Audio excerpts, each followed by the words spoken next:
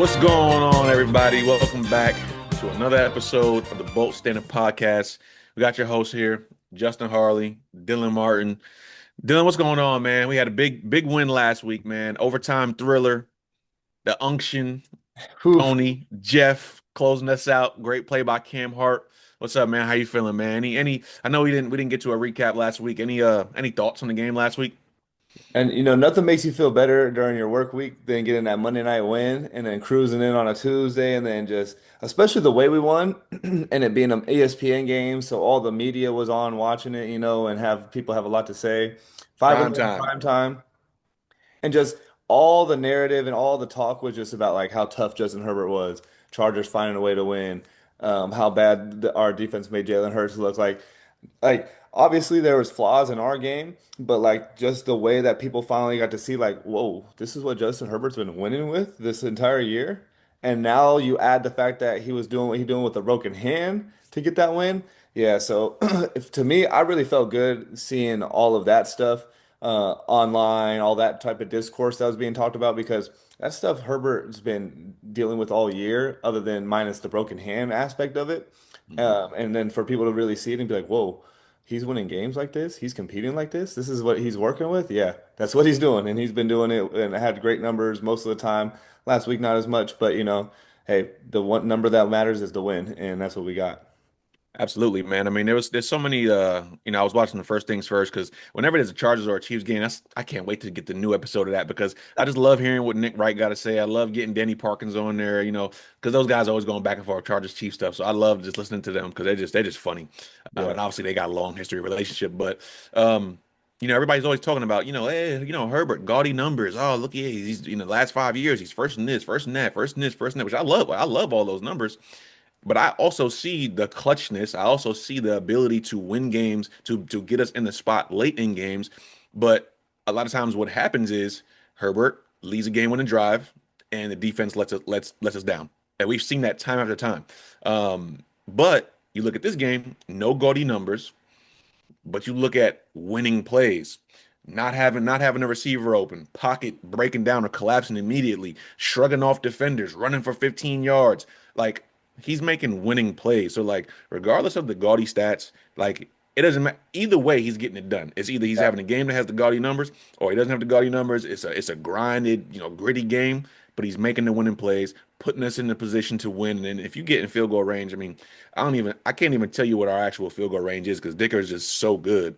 Yeah. Um, like every time I line up for a kick, I'm just like, I'm not even worried. Like there Yeah. used to What a be so much feeling. time. There used to be so much time where I see us lining up for a kick before we had Dicker, and I'm just like, all right, hold on, what's going on, what's going on? But now, man, we line up, and I'm like, I know it's because I good. just I just know it's good. It's like you ever. I know you've seen the the Instagram the barbecue guy, Oh the yeah. tendernism. But but you see every time he does it, and how like once the stuff falls off, and he's just like, Yep, same reaction. that's how I am. When Dicker goes up, I'm just like, Oh, I because love I just know it's gonna be it. good. Hey, I love that dude. He's hilarious. I love it. Yeah, man, he's hilarious, man. But yeah, let's get back to the Chargers, man. No more tendonism. But yeah, man. So like you said, big win for us. Took us to 9-4, which was huge, but super big game coming up this week, man. Super big game. So we're gonna jump right into it, man. Let's talk about it. Chiefs, Chargers. Obviously for us, 12 p.m. If you're on the West Coast, 10 East Coast, 1 p.m. or 10 a.m. if you're on the West Coast, 1 p.m. Eastern. Talk to me, man. What do you like about this game? What's a matchup you're looking forward to? Um, let the fans know how what Dylan Martin is seeing or what Dylan Martin is wanting to see. Yeah, so my preview starts off with, continuation of last game and a lot of what we've seen a lot of this year, right? Continuing to keep winning big time games. Like you mentioned 5-0 in prime time. And then even not in prime time, we've won like tough matchups. Beating the Broncos had the way we did, fighting back in that home game. Lots of examples this year to pull from. So I'm looking to see if we can continue that, and especially this one. This is like if we get this win right here, almost guarantees us to be in the playoffs and it fully eliminates them. The final nail in the coffin is what I've been calling it all week. If we win this game in their turf. We sweep them, which would be beautiful. First time it would be in a long time that we've done that, right? And putting that final nail in their coffin for us to be the people that do that after the way it started was we're the one that started this path for them of, Hmm. under 500, 0-1 to start the year because of what we did in Brazil to week one. I feel like it'd be an awesome full circle moment. Now it's going to be tough. We got cold weather coming in Kansas City, right? We're coming and we got to play the early game, so it's a 10 a.m. body start for us, 12 noon, which I will say, we talked about this on the mailbag pod, right? What should the Chargers do? That was one of the questions we got from one of the fans. What should we do to combat the early start times and what can we do? And this was the only opportunity we had to try something new. Harbaugh this week said he started practices earlier to get the team used to doing stuff earlier in the day with the 10 a.m. Hmm. body start for them this Sunday. So I just love the fact that we're doing something, right? Instead of just being like, we're gonna practice when we practice, we'll just be better on Sunday. No, like do something different. I love that part of it. So I want to see them come out and play with that type of intensity, like it's a playoff game, like we have the opportunity to seal our playoff fate and seal theirs at the same time. So that's really what I'm looking for on Sunday. And then my key matchup though, and this is probably going to be a pretty easy one to pick, especially what we saw on Monday night. Anybody could see this, but I think it's so imperative after how tough it made the game for us. I'm going our interior offensive line against Chris Jones and then pressure up the middle. Like our A gap was getting killed. In general, we gave up a 68.3% pressure rate to Herbert, one of the highest recorded, third highest in the season this year. Um, and that was they only Eagles only blitzed 12%. Spags, he's coming. Like he's gonna send Tranquil up the middle. He'll send Bolton. He'll do something exotic. He'll send those corners, right? So I know they're gonna do stuff that's gonna be tough, and then Chris Jones is just a beast in his own right. You got to double him so that what are we gonna do from there? Are we gonna have communication issues, which is what they said was going on in the A gap, and who's that to blame? Bozeman, who's been the issue all Hmm. year. Herb sacked career high 7 times. We can't do that week in and week out, especially with the broken hand. Like, No. you might be able to overcome that like we did on Monday night. I don't know if we're gonna do it again. So. I'm looking to see if we can just figure out some sort of better protection plan because that pressure resulted in so much more issues for our offense last week and just made it incredibly tough to do anything productive. Yeah, no, man, I'm right there with you, man. It's a huge game, and obviously, like you said, coming off of what we did last week and how the game went, that's honestly that's my matchup as well, and not even solely just interior line, Chris Jones. It's just a whole offensive line versus the whole defensive line. Now, I will say they got less firepower than the Eagles do on their defensive line, and the Right. Eagles were actually down Jalen Carter, so they didn't even have Jalen Carter. So like, Which, thank God. yeah, look, you know what I'm saying? So it's like, man, I pray I like you said, thank God. Because yeah, that could have been, I don't know what, it might have been 10 sacks. Who knows? But I will say, I mean, first game of the year, obviously we had Joe Walt. Tons of practice going into it. Pretty solidified offensive line, and we handled them really well. Offensive line versus their defensive line.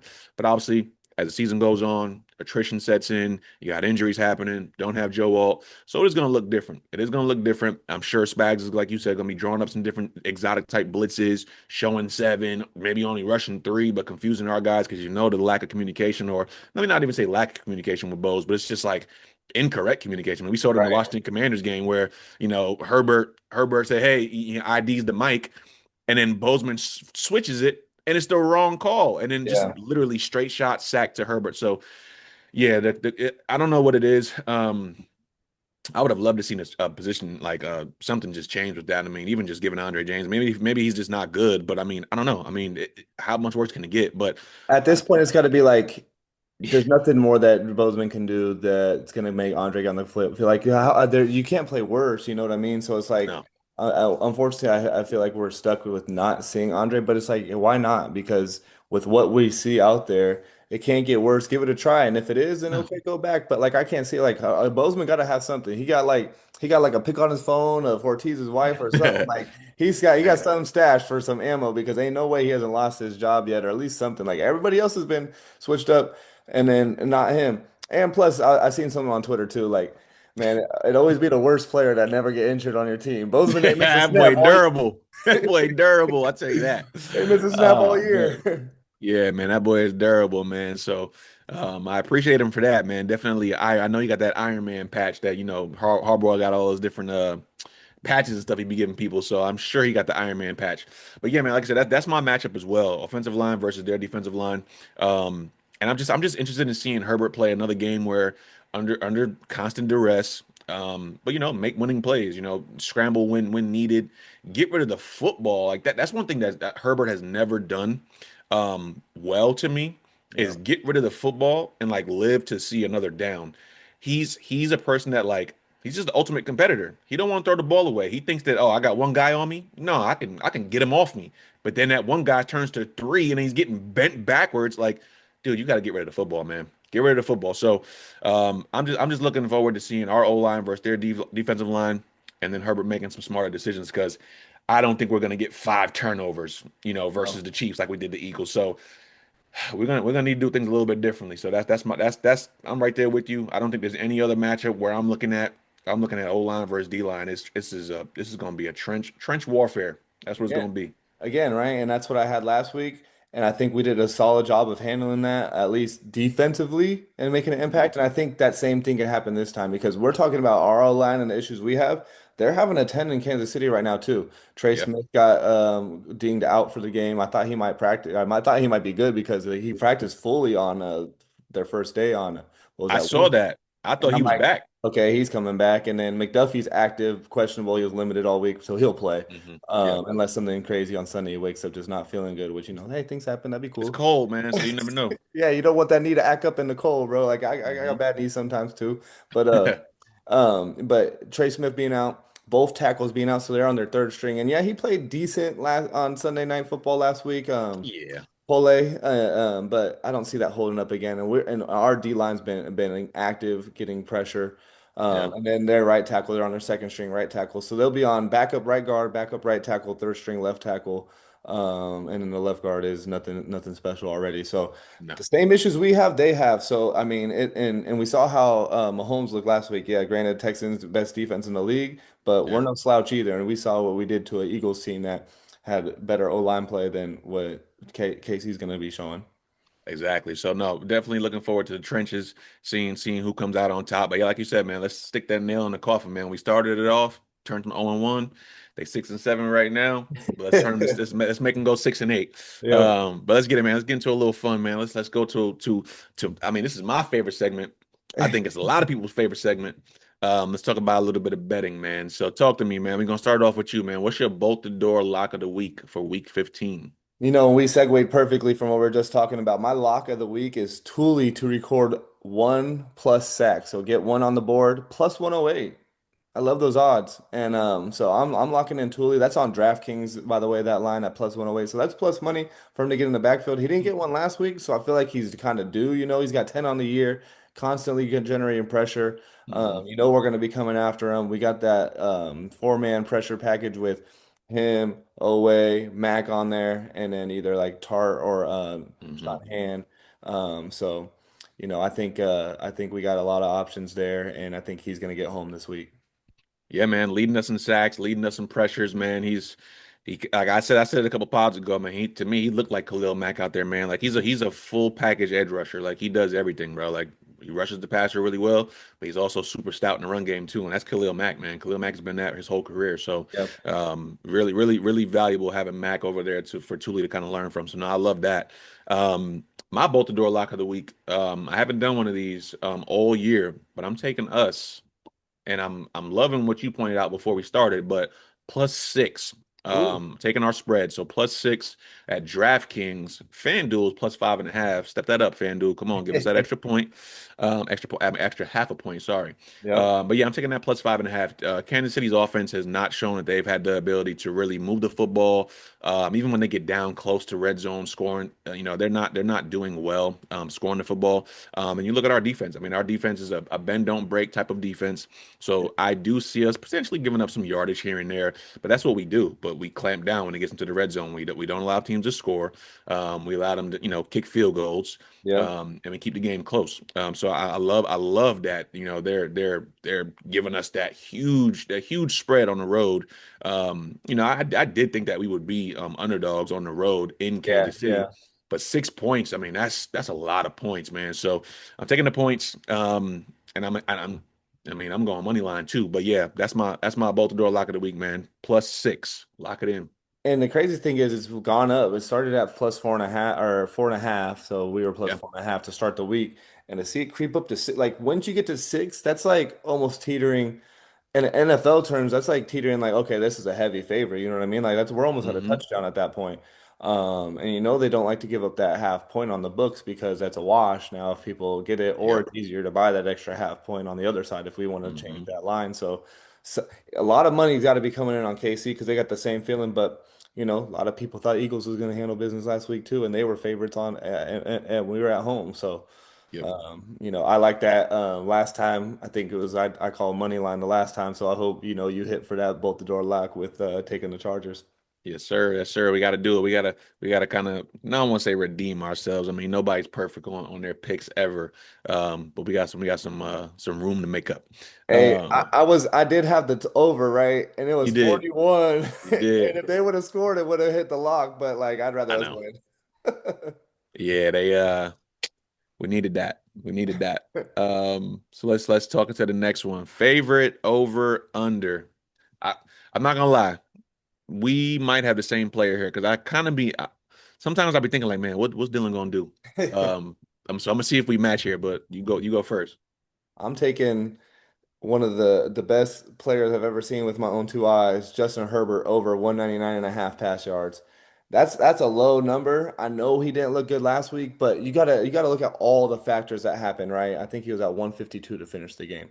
Hmm. Um, is that accurate? Yeah. Or no, sorry, 139. Yeah, it So was a little lower. 139. But look at what we had. We had 26 attempts still. He was 12 of 26, so we just didn't complete a bunch of passes. And then there's a lot of aspects to that game that just made me not like what was going on through the air, right? Greg Roman, I did not know what type of offensive plays you were calling, right? I didn't like the route combinations. Seems like we had multiple times I saw sticks, right? Everybody running the sticks route. I saw three outs one time with the trip set. Like I hated the route combos, and he tried to defend that this week with a BS answer at the press conference. But anyway, I thought he had a terrible game. The interior was terrible, which we already talked about. A gap pressure, you can't get through nothing, and then we couldn't separate. Even when we did have some time, like Ladd couldn't get away from Cooper DeJean, which is the first time I've seen Ladd not be able to do anything. Q's Q, so like he couldn't get away from Quinion Mitchell on the other side. So we just had nowhere to throw it when we did have time. That's why in the fourth quarter you saw if Herbert didn't have his first read, I'm out.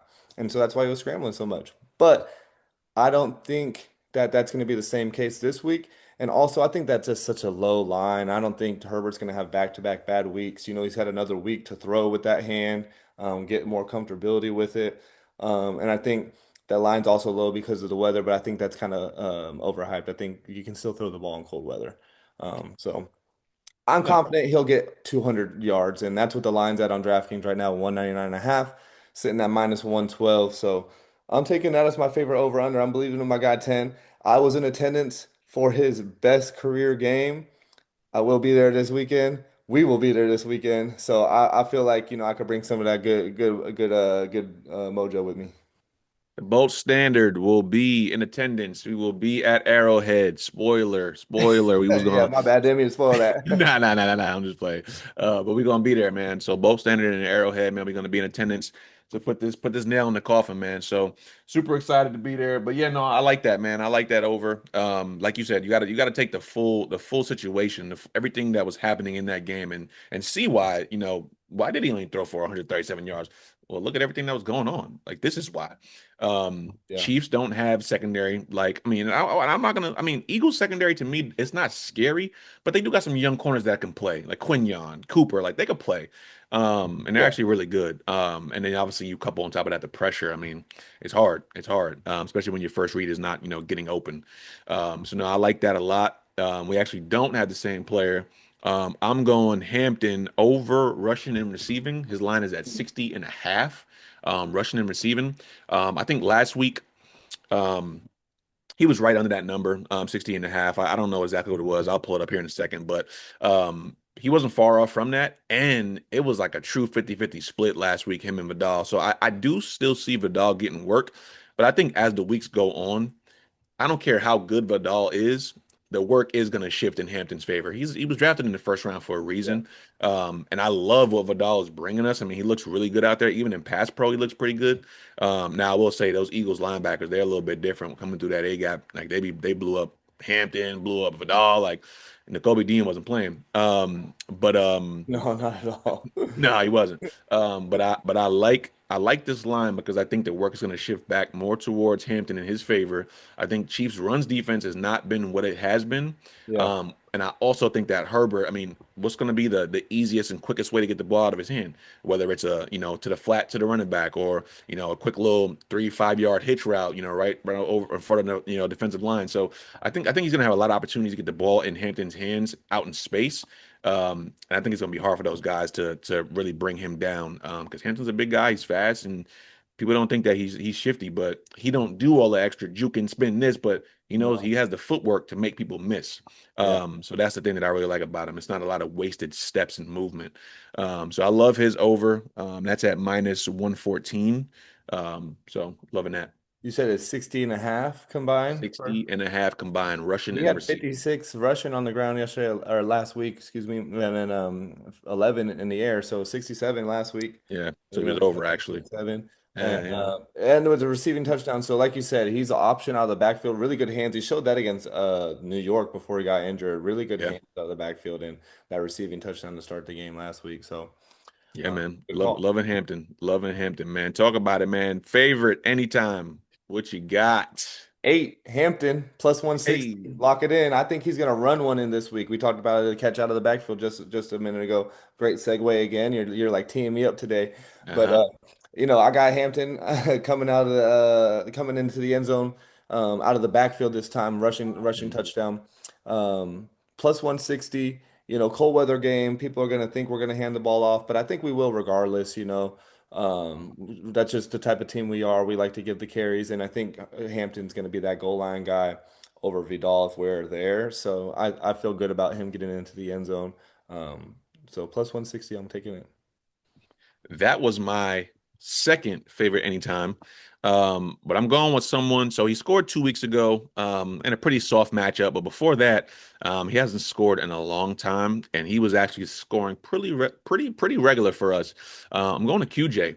Ooh. Now he was questionable. Hmm. So you gotta see kind of where he's gonna be. But I do think that in this game, I mean, he had a huge game against them week one.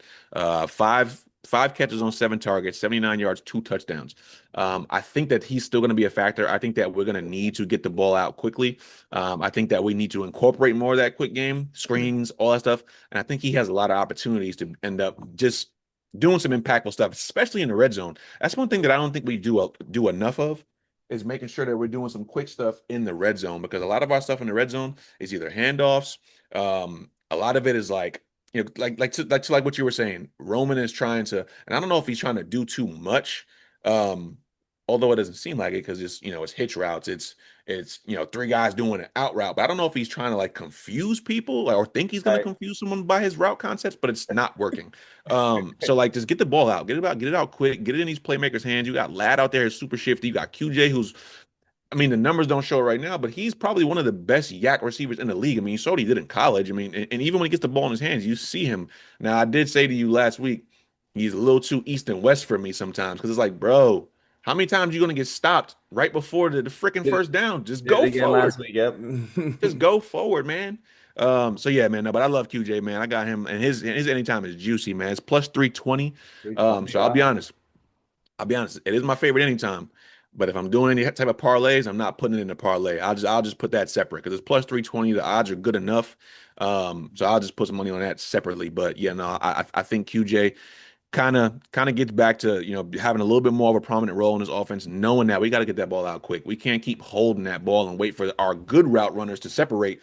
We got to do some things to get QJ involved and make sure that he has some type of role because we just don't have the time. We don't have the time. The O line is not. I mean, they're doing what they can with what they have, but we got to get that ball out quick. I like that. I like QJ. He was on my mind this week too.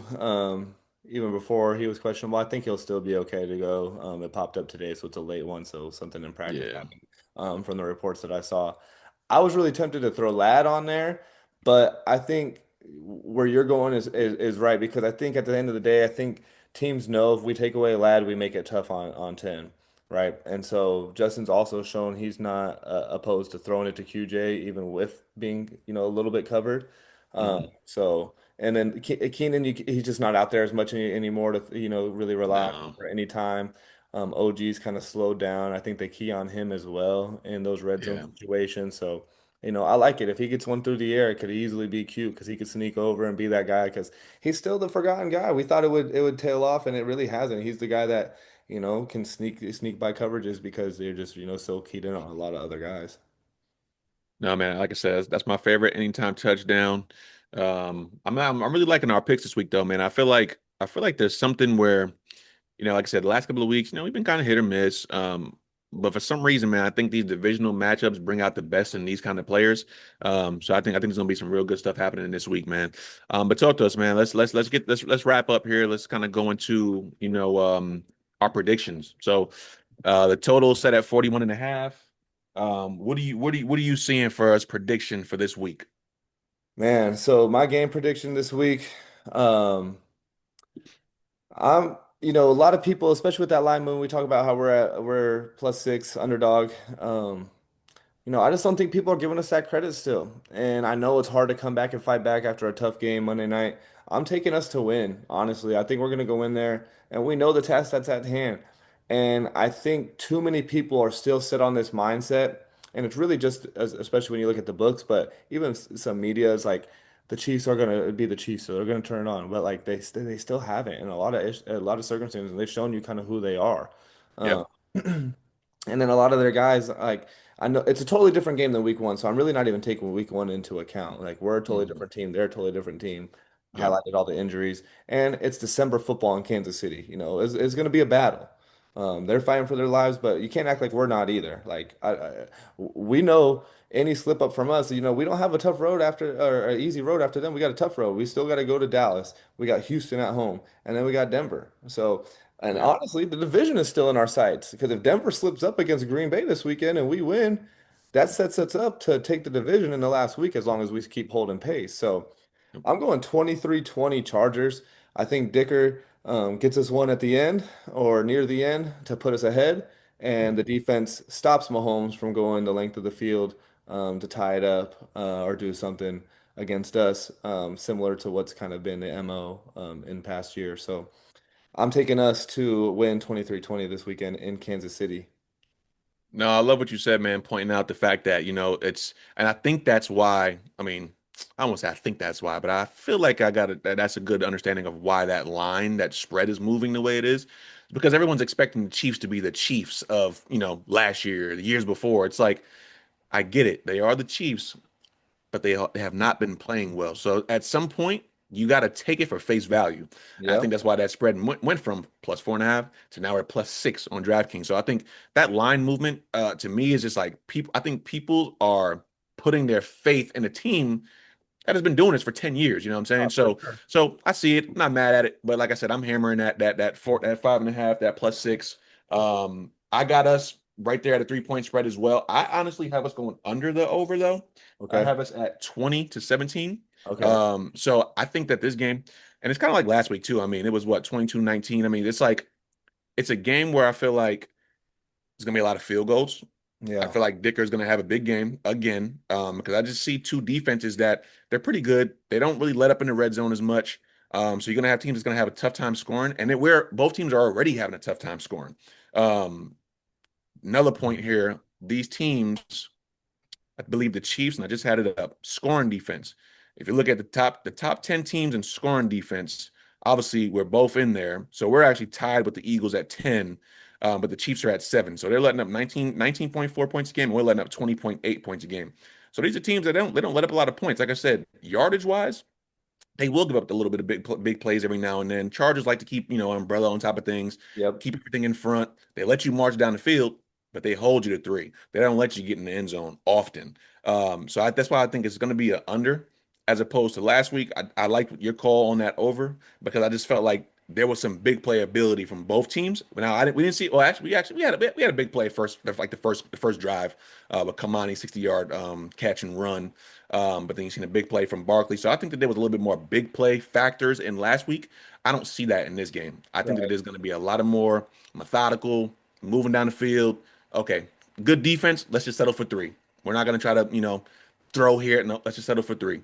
So I got us at 20-17, going under, but still covering that spread, obviously, because it's +6 on DraftKings, +5.5 on FanDuel. I love it. Good call. It's going to be a battle, division game where both teams are fighting for their lives, and we got a good defense, and they got a solid one too, and we got banged up O lines. Yards are going to be tough to come by. Just December division battle, and this is what we expected in this matchup, probably even at the beginning of the year. So to see it come to fruition, like I love the chance to get a back-to-back 10-win seasons, right? I love the chance to put the final nail in their coffin. I love everything that we have the ability to do this weekend, and to go get a win in Kansas City would be super sweet. And we almost snuck it out last year in Kansas City. People forget it took a doink off the upright for them to win in Sunday Night Football last week, and that was about the same time of year. I think it was a Week 14 matchup last year, um, Hmm. because I know I was out there in December last year, in that cold. So. Um, I'm just excited though. If we do win, playoff odds jump to 93%. So almost like kind of stamping us, like I was talking about earlier. Because I think right now, just based on other scenarios and stuff, just as things lay, without other teams winning or losing, we're sitting at 78%.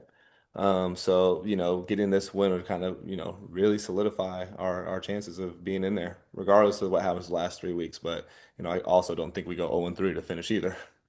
No, absolutely not. And like I said, like you mean tough sledding the rest of the way. I mean, we do not have an easy game on the schedule at all. But like you said, winning this game pretty much almost stamps us getting in, and we know who it closes the door on. It closes the door on the guys across the field from us. So, no, man, big game for us. I don't think it's a must win, because we still obviously got 3 weeks left. We can make some things happen, but this is a very important game, and it's one that cannot be overlooked. It's one that if we do what we need to do, the Chargers, I think we'll be in the playoffs. There's not a lot of scenarios where we don't make it. So we'll be in attendance. It's gonna be a real fun one. We're gonna be layered up, gloves, hat, hand warmers, feet warmers, everything, man. We gotta bring out the whole nine, man, because it's gonna be a cold one, man. But we're gonna be turned. Absolutely. We got unlucky with the draw this week because it's been fairly decent weather the rest of the week out there, right? In like the 40s or 50s if I Yeah. was looking correctly. And then Uh-huh. it jumps all the way down this weekend and this game time's supposed to be in the 20s, and then if there's any wind chill it's in the teens from what I was seeing from Yeah. some weather people in KC. So yeah, we definitely got a cold one coming our way. So, we're gonna be layered up, but at the same time we're also gonna be bolting up out there. We're gonna be. I'm sure we'll have other people in attendance, other people excited, other Bolt fans in attendance. So, looking forward to seeing some of the Bolt family out there. Getting some high fives, getting some fist bumps on the way in. I know KC represents, so they're gonna be a lot of red still. But you'll see me, you'll see Justin. Hopefully, they get us some airtime on the broadcast. It's always Hmm. nice when you got some numbers in the stands, so when the camera pans that way, you could tell. So Hmm. I'm just looking forward to a big game. I'm looking forward to a good game, and I'm just looking forward to seeing us, do what we're supposed to do out there. Absolutely, man. No, so big game for us, man. We're gonna close this out. I don't got nothing else, man. What you got for us, Dylan? Man, keep tapping in. We appreciate all the fans. We appreciate all the support. We're gonna keep the socials popping. Hopefully, we can get you guys some good content from this game, especially with both of us being out there. So, bring you some videos from Arrowhead. So check out the IG, check out the TikTok. Still getting good stuff out there. And then hopefully get you a little post game show as well. So, appreciate all the fans. Appreciate all the support. Keep sharing it. Keep telling other Charger fans you may know, family, friends, all that. We're still trying to push it up by the end of the year. And if we got a playoff push, hopefully we got some numbers to be talking about it. So we appreciate all of you guys in the Boat family. And until Sunday in Arrowhead, what we're going to be doing out there. Bolt up.